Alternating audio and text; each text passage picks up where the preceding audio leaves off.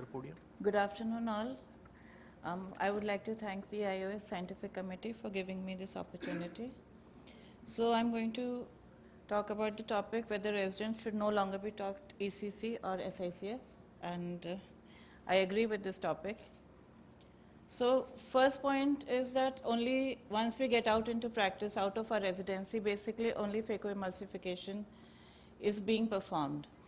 Gone are the days when camp patients were satisfied that we are coming in camp, we are not paying, so we can, so SICS or sutured surgery will be acceptable to us.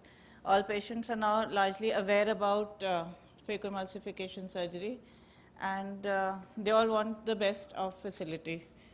So once this is the only surgery that is being performed in practical life, so we might as well go ahead and learn what we are going to do.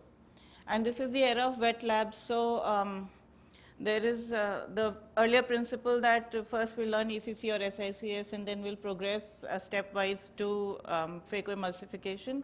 Now we have wet labs, so we can learn the steps of phacoemulsification directly in the wet labs and then progress to actual patients. Similarly, older strategies, it is the rule of life that things, when they become redundant, they have to be disposed with.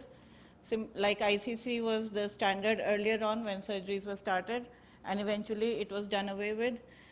So now so many newer advances have come, and rather than starting from ECC, then going to SICS, then phaco, and so on and so forth, we should rather give our residents the best advantage, start with phaco, and then by the end of their tenure or later on after the residency, they are well prepared with phaco, so they can go on to the more advanced techniques more easily, rather than spending time on learning phaco itself. Thirdly, because in India, and I think I can speak for medical colleges, not the big institutes, the faculty is very restricted. The optimum amount of faculty is not available. So the amount of time that can be spent on actually training the residents may not be as much as is desirable, and if we waste that time in teaching them ECC, SICS, and then teach them, acha, now you progress to this step of phaco.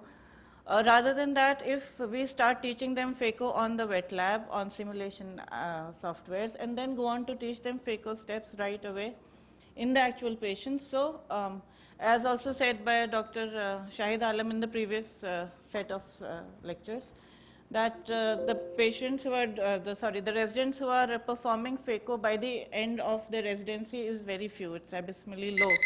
So if we are actually teaching them phaco right from the beginning, we may be able to improve this data. And more residents may be able to perform independent phacos by the time they finish their surgical training. And there have been a few studies in Greece, I'm sorry I don't have the reference right now, which showed that progressing to phaco in a step-by-step manner after doing SICS was less advantageous to the residents as a surgeon rather than directly beginning the steps of phacoemulsification surgery and learning the correct way to do phaco right from the beginning. Thank you so much for your time.